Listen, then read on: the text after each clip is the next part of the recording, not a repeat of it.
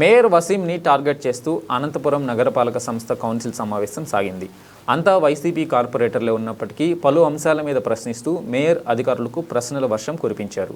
Mayor Waseem అధ్యక్షతన council సమావేశం ప్రారంభమవగానే తాగునీరు, టాయిలెట్లు, కుక్కలు, పందులు, మున్సిపల్ వర్కర్లు, డంపింగ్ యార్డ్ అక్రమాలు, నగరంలో ఆక్రమణలు, కబ్జాలు ఇలా అనేక అంశాల మీద కార్పొరేటర్లు, ఎమ్మెల్యే దగ్గుపాటి, ఎంపీ అంబికా లక్ష్మీనారాయణ మాట్లాడారు. డంపింగ్ యార్డ్ అంశంపై విచారణ జరుగుతుందని, అవినీతి అనడానికి ఆస్కారం లేదని మేయర్ అన్నారు. గత కౌన్సిల్ సమావేశాల్లో కూడా ఇలాగే చెప్పారని, ఇప్పటి వరకు రిపోర్ట్ రాలేదని చెప్పడం సరైంది కాదని అసహనం వ్యక్తం చేశారు. 14వ డివిజన్ కార్పొరేటర్ అబూ సలేహా పలు సమస్యలను ప్రస్తావిస్తుండగా మేయర్ కూర్చోవాలంటే చెప్పడంతో తాము కూర్చోవడానికి రాలేదని, మీకు వినే ఓపిక లేకపోతే మీ స్థానంలో మరొకరిని కూర్చోబెట్టాలంటూ తీవ్ర వ్యాఖ్యలు చేశారు. అలాగే ఆయన కింద కూర్చొని నిరసన వ్యక్తం చేశారు.